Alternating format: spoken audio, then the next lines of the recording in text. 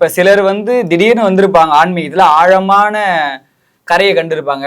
சிலர் பல காலமாவே இருப்பாங்க. ஆனா ஆன்மீகத்துல அந்த அளவுக்கு அவனுடைய ஈடுபாடு இருக்காது. அவங்களும் பல முறை பல ஆலயங்கள் சென்று இருப்பாங்க. நமச்சிவாய சொல்றாங்க, சிவாயனம் எல்லாம் சொல்றாங்க. ஏன் அவங்களால அப்ப மேன்மை அடைய முடியும்? காரணம் என்ன? இறைவனுடைய நெருக்கம் இல்லையே, ஏன் காரணம்? இறைவனுடைய நெருக்கம் இல்லை அப்படின்னும் போது அந்த இடத்துல நம்ம சாதாரணமா சொல்லிடக்கூடாது. வினை பயன் ஒண்ணு இருக்கு. அந்தந்த ஆன்மாக்கள் எங்கெங்கிருந்து எந்தெந்த வினைகளை அனுபவிக்கிறதோ அந்த வினைக்கு ஏற்றவாறு தான் இறைவனுடைய செயல்முறையை அங்க நடக்குதுன்னு நம்ம சொல்லலாம். அப்போ உங்களுக்கு இன்னொரு கேள்வி அமையலாம். அப்போ வினை தான் அங்க ஆழமா இருக்குதுன்னா அப்போ எதுக்கு நான் இறைவனை அடையணும் அப்படின்னும் போது பெரியவங்கெல்லாம் சொல்லி வச்சிருக்கிறாங்க.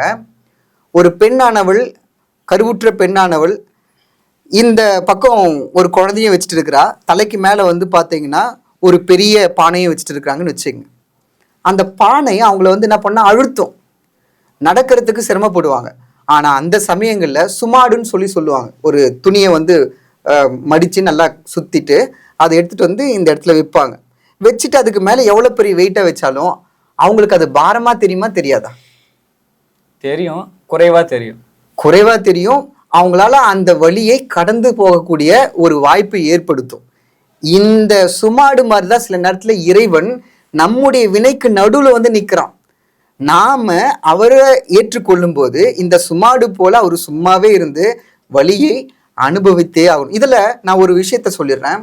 அப்போ இறைவன் இறைவன் வலியை அனுபவிப்பாரான்னா உடலுக்குள்ள இருக்கும் போது அனுபவிப்பார், உடலுக்கு வெளியில் இருக்கும் போது அனுபவிக்கிறது இல்லை. அதனாலதான் இல்லானே உள்ளானே அப்படின்னு சொல்லியிருப்பாங்க.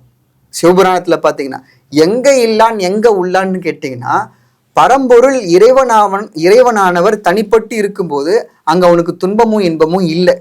அதே இறைவன் ஆன்மாவினுடைய வயப்பட்டு ஒரு உடலுக்குள்ள வினைக்கு உட்பட்டு இருக்கும்போது அந்த இடத்துல துன்பத்திற்கும் இன்பத்திற்கும் ஆட்படுகிறார் என்று சொல்லப்படுகிறது. சரிங்க ஐயா, அவன் அருளாலே அவன் தாழ்வணிங்கன்னு சொல்றாங்க, சிவபுராணத்துல வருது. அப்ப அவன் அருளாலதான் முழுமையா இங்க இருக்கிறவங்க எல்லாருமே சிவத்தை முழுமையா வழிபடுறாங்களா? அவனுடைய அருளால மட்டும்தான் முழுமையான மேன்மை அடைய முடியுதா முக்திக்கு? அவனின்றி ஒரு அணுவும் அசைவதில்லை அப்படின்றது நம்ம சொல்றோம்.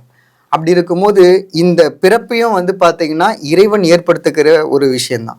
அவனருளாலே அவன்தால் வணங்கி என்று சொல்வது உண்மையும் கூட. ஏனெனில் இறைவன் எல்லா உயிர்களிலும் ஏன்னா அவனுடைய தொழிலே பார்த்தீங்கன்னா 5 விதமான தொழில்கள் இருக்குது. படைத்தல், காத்தல், அருளல், மறைத்தல், இன்னும் ஒண்ணு ஒடுக்குதல். இந்த மாதிரி 5 தொழில்களை புரியறதுனால எல்லா விதத்திலும் அவன் இருக்கிறதுனால அவன் அருளால தான் எல்லாமே நடக்குது.